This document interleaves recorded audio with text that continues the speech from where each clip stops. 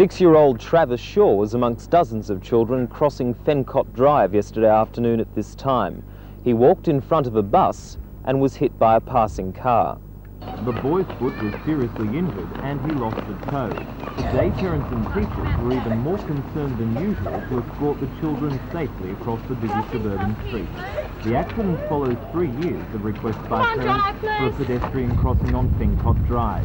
Each time they have been told by the Traffic Facilities Committee, which is made up of the Lake Macquarie Council, the State Traffic Authority and the DMR, that a crossing cannot be placed on the street or is not a main road. The DMR has also decided not to install any of the new children's crossings until at least September. The most recent application by the parents was rejected by the committee last Thursday. The parents have also asked the Urban Transport Authority to reposition the school buses to give children a better view of the traffic.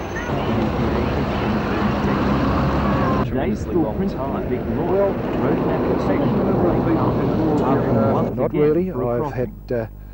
I had imagined that we'd reach them and that we were going to be one of the people who got a crossing. But it would appear from information received today that this is not so. But another application was put in this morning for a children's crossing, and hopefully we may be lucky there. Councils seem to ignore anything until an accident happens. Thank you.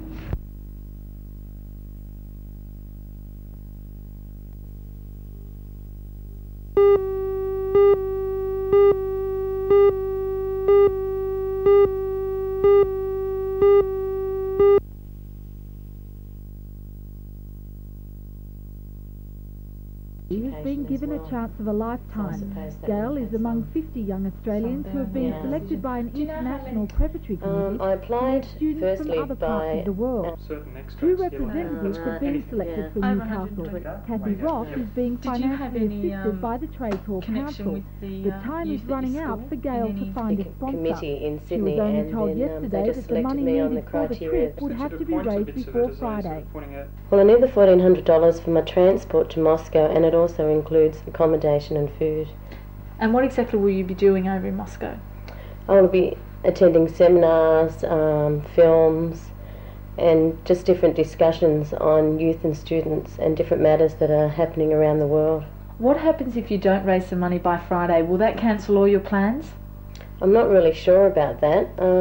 I have to find out, but at the moment I'm just hoping that I am going to get the money. Consideration of physical education, and I've also been involved in different Aboriginal issues and education. She has one message for those who may be able to help open some doors by opening their wallets. Yes, could you please send in any donations that you could? Be most helpful.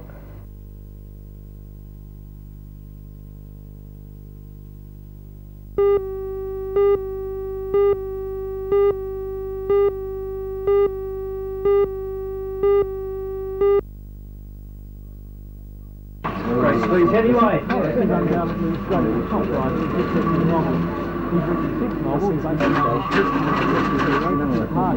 had one of her books another has been named as a television and he's also written a spy called Poker Face, which the ABC is making into a mini-series. He was in Newcastle last night to promote his latest Cliff Hardy novel, Making It Rich. Torres worked as a journalist with the National Times before he became a full-time writer, and believes it helped him greatly. I used to sit at the desk and listen to the other reporters talk about people they'd met and shady places they'd been to and things that they couldn't write about. Yes, I think that helped a lot for the background. And the Cliff Hardy character, did he come out of real life, or was it just part of your imagination? He comes, I have to admit it, partly out of books, partly out of earlier detectives from books, but partly out of people like my uncles who came back from the Second World War and impressed me very much as brave and resourceful men. I think he's a sort of scrambled egg. He's bits and pieces from all over the place. And how would you describe him if you had to describe him in a few words? Oh, he's taller, darker, better looking, braver and more resourceful than me. How is it being a detective novelist in Australia? Well, now it's very good.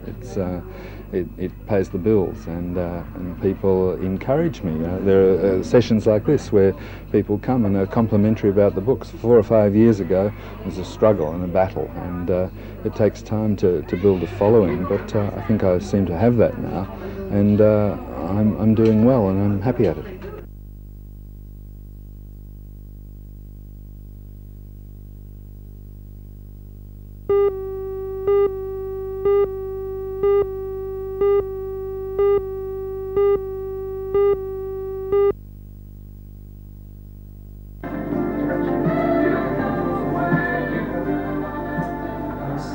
Hello Maitland, we're back. Valley FM with you right through till Sunday evening. I'm Mark O'Neill and the time is 8 minutes past 6.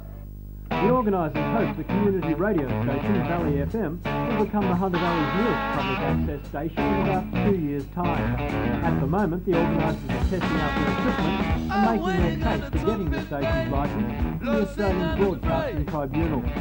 Last night they began a 72-hour test broadcast from the station's backyard location in Bulwarra. Broadcasting on the FM band at a frequency of 96.5 MHz, they believe the station will be picked up well by listeners from Brankston and Medford, and in some cases also by people in Newcastle. The test broadcast is the second the station has conducted and is vital to ironing out problems as well as making a firm case when it comes down to the licence granting stage. The Secretary of Valley FM, Ross Bell, outlines the role the planned station will play in the Hunter Valley.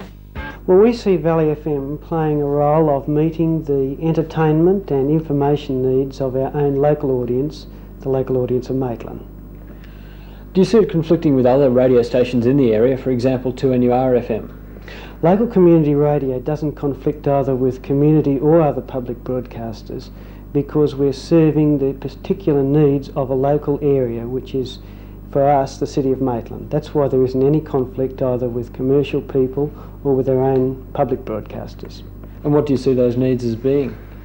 We think that there is a lack of Maitland news and information in local broadcasting, and we also believe that the news and the local community affairs in Maitland aren't represented within radio.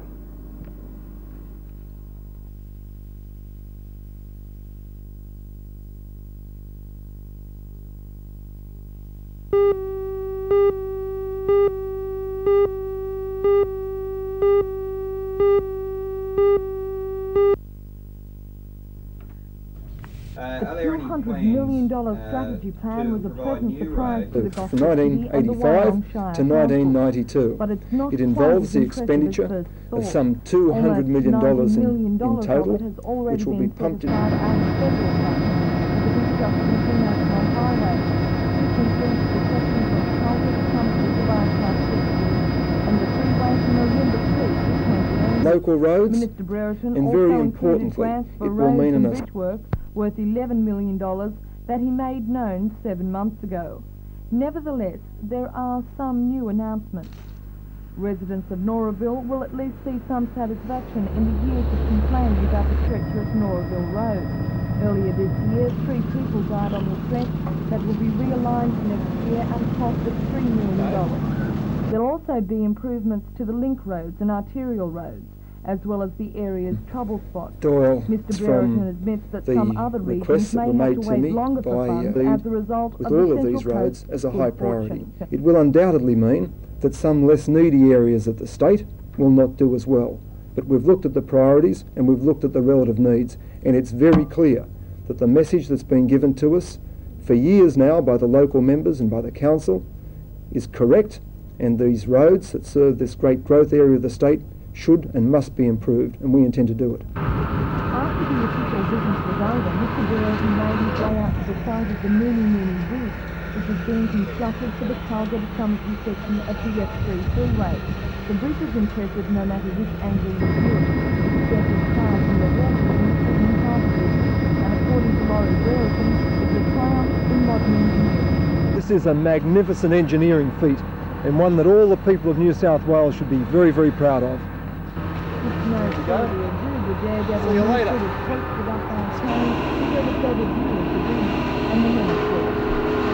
According to the DMR, this whole section of freeway from Calgary to Summersby will be finished by late 86 or 87.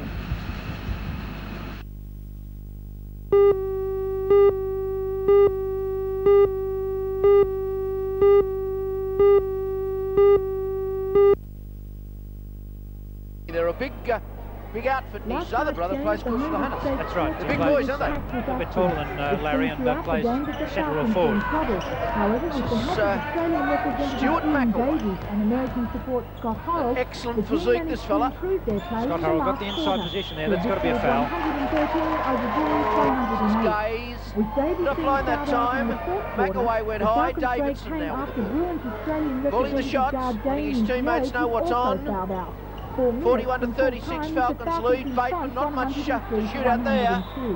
McElway do well there. That's what you call desire. You've got to have that. McElway went high, Horrell went high, Horrell came with the ball. 8 seconds, plenty of time to make the shot. Move the ball around quickly. Horrell's got it, takes the move inside. Good defence by Peter Walsh, but big. No.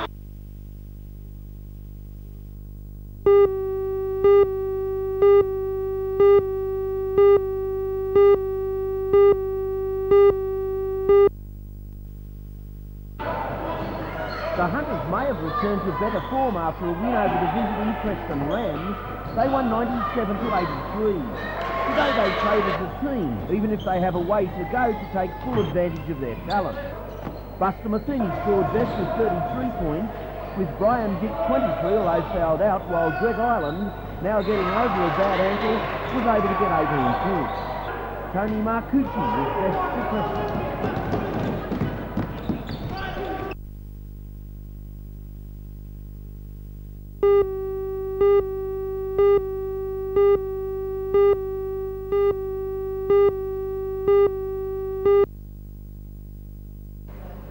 Acupuncture has been used by a quarter of the world's population, the Chinese, for the past 2,500 years. But in Australia, it's only been in recent years that it's gained acceptance. According to its advocates, the strategically placed fine needles can relieve almost anything from arthritis to migraine.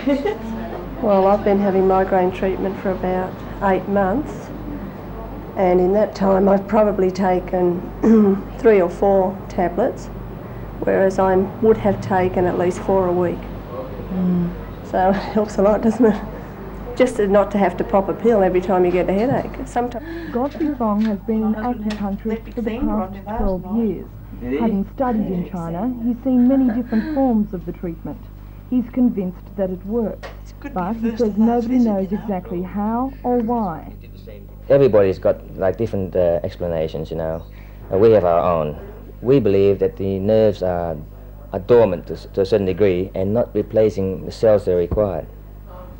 And by stimulating these nerves, we bring up the circulation to normal. You have nerves running right throughout your body, and they coincide, say, in the ankle. Nerves down there will run along a meridian up to the stomach. And if you have a bad stomach, you could fix your stomach through those nerves by working on that nerve line. How do you find orthodox painful, but if my short introduction to it is So any just indication, you just it's feel a hardly little more prickle. than a pinprick. That's all. Still, no one Never could do that, try was it it? without the years of one just training down Mr. here. Fong has had. While the mainstream medical profession's view on alternative medicine is conservative on the whole, it is taking a more open-minded approach to acupuncture. Professor of Community Medicine at Newcastle University, Stephen Leader. Under some circumstances, it's quite true that it has a proven effectiveness, and I think we're seeing an increasing medical interest in that. In China at the moment, there are several American research teams looking at its practical application in medical care and also trying to sort out why it works so that we could get some illumination from that might help us in pain control in general.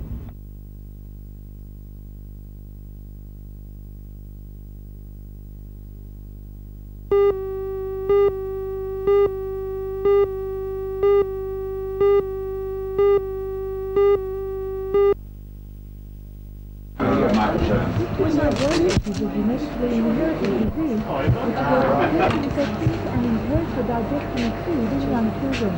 Affecting 1 in every 2,000 babies, the 68 children suffering from the disease in Newcastle area have had to travel to Sydney for specialised going on. This one here is going to Artists Association some more time. So, and as the sweat forms, it dissolves. You want us to go through that again? which helps their prognosis. Yeah, this one is underneath your skin and it tells you how much salt there is. Mr. Robinson, on behalf of the Cystic Fibrosis Association, I would like to donate equipment, the sweat testing machine and the suction unit. It means very much a lot to the people. We believe it's very important to diagnose as early as possible because then the baby gets off to as good and strong a start as it possibly can. What service will the equipment offer those families and children suffering from the disease in the Hunter region? Well, this will provide them with their own clinic in their own area where they can bring their children for constant monitoring and for, of course, diagnosis with new babies. And we feel it's very important, we as an association believe it's important, that the families in this area have the assurance that some of our resources are being deployed in this area to help them.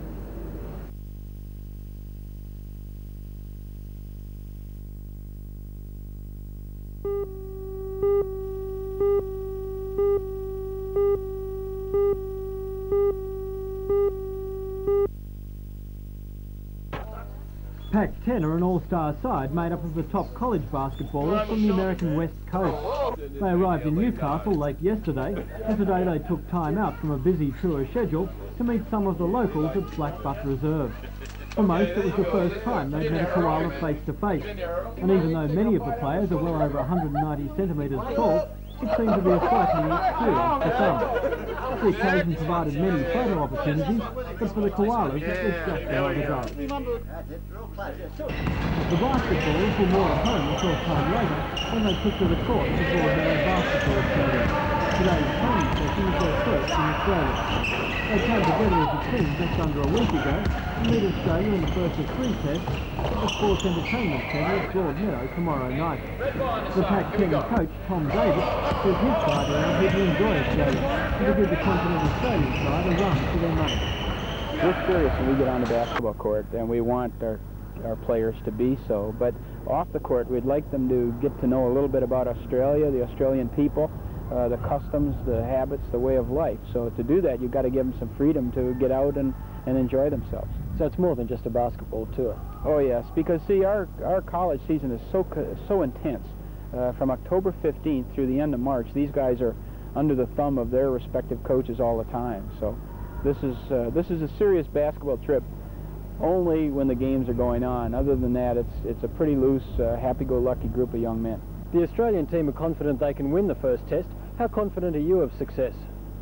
Well, we don't know what to expect, and I can understand the confidence of the Australian team because they've played together for a number of years. These guys have had experience playing with one another, and that really counts. Plus, they're older, an older group of guys, and that experience there is a factor also. So we can understand that, and yet we've got a pretty talented young team with the emphasis on young.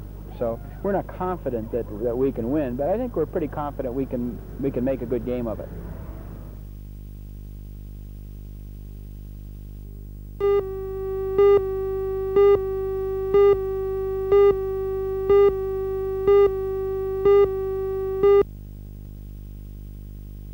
The exhibition of 45 selected images are from the illustration section of the Queensland College of Art. They represent the work of 15 final year students from last year. Many of the illustrations are based on poems, short stories and fables. They range from the bizarre, such as this one called Albert Loved Dogs Mostly, though this was absurd, and If a Dragon Murdered My Sister, I Wouldn't Care, to the more humorous called The Concept is 1, 2, 3, 4, and the serious as well, such as an illustration of Aesop's fable, The Ant and the Grasshopper, and The Heron by La Fontaine. The exhibition is open at the Community Gallery until Sunday.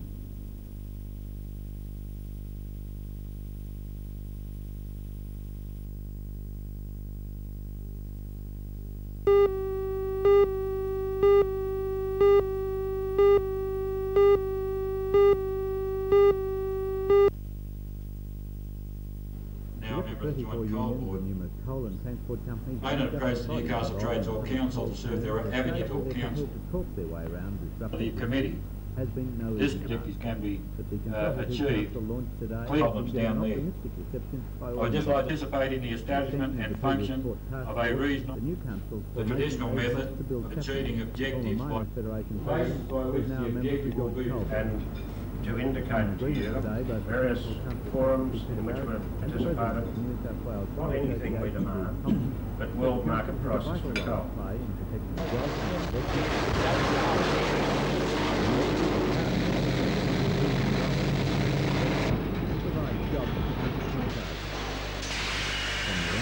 The call to the Coal Industry Council. It certainly is an event and a mechanism which was really unthinkable even a few short years ago. And the fact that the unions, the employers and the government of this state can, under the chairmanship of the chairman of the Joint Coal Board, have terms of reference in a council designed to ensure reliability of supply and continuity of supply and industrial peace is quite remarkable.